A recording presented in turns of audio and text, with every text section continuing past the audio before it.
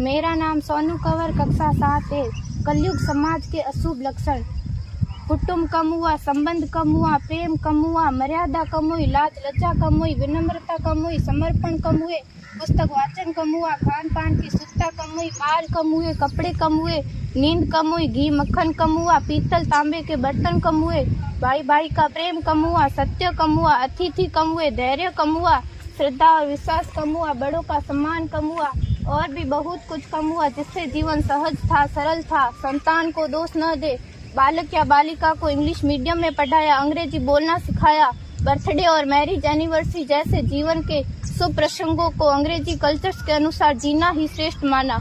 माता पिता को मम्मी डैड कहना सिखाया। जब अंग्रेजी कल्चर से परिपूर्ण बालक या बालिका बड़ा होकर आपको समय नहीं देता, आपकी भावनाओं को नहीं समझता, आपको तुच्छ मानकर आपसे जुबान लड़ाता, जब आपको बच्चे में कोई संस्कार नजर नहीं आता, तब घर के वातावरण को गमगीन किए बिना, संतान को दोष दिए बिना एकांत में जाकर रो लीजिएगा, क्योंकि पुत्र या पुत्री की पहली वर्षगांठ से ही भारतीय संस्कारों के बजाय, मंदिर जाने के बजाय केक कैसे काटा जाता है, यह सिखाने वाले आप और अम्मी है। जब बच्चा पहली बार घर से बाहर निकलता है तो प्रणाम और आशीर्वाद के बदले बाय बाय कहना सिखाने वाले आप और अम्मी है।